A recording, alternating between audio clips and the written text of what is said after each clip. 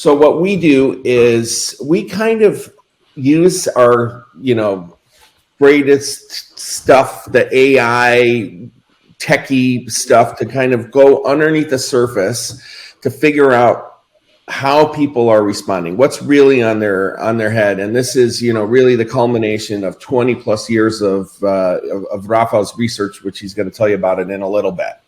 Right. But here's a standard survey question. Are you growing professionally? Right. And a classic survey result, take a look at the top, and it says 96% are satisfied and 4% are unsatisfied. So what do?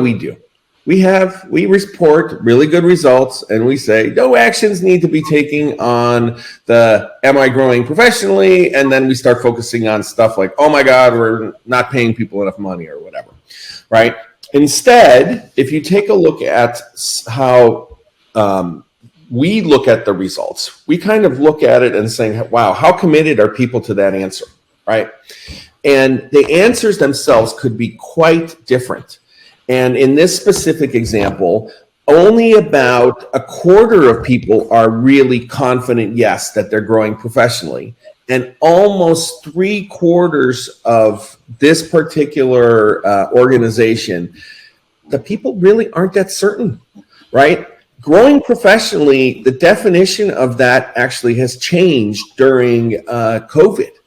And so all of a sudden, they're just not really quite sure. Now, this might be interesting or not interesting, but if you've been doing the survey along with this for years, and then there was no hesitation for many years, and now all of a sudden they're really hesitating, there's some bigger issues at play. So now, if you took that same level of thinking at the question by question level, and you started taking a look at it at the macro level, hey, listen, I've got 10 levers I could pull. I can only focus on one. Which one do I work on, right?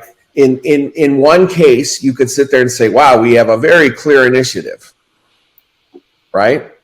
But then if you take a look at it with the hesitation and with, taking a deeper look at the results, you might end up with a very, very different set of outcomes.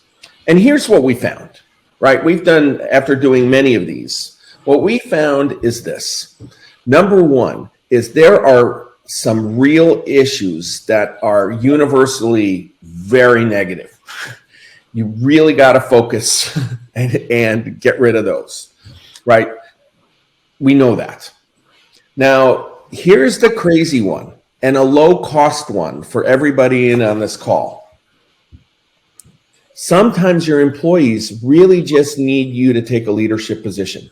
This is super clear when it comes to initiatives such as kind of going back to work, right? So what's happening is people are like, well, I'd really like to have people in the office, but, people have, their own agendas that they've been kind of working on for a long time. The reality is this: your employees, it's becoming very clear, need you to take a leadership position. For example, what we've seen work is we have work from the office Wednesdays, or we are working in the office 3 days a week, and the second 2 days are remote. And once the employee, once the policies are set up, people love listening to them, because then all of a sudden a lot of that ambiguity is gone. Okay. And then the third thing, there's been so many things that you've been doing well. Celebrate those things that you've been doing well and tell your staff, hey, here's the things that we've been doing well. You guys say it all the time, celebrate it.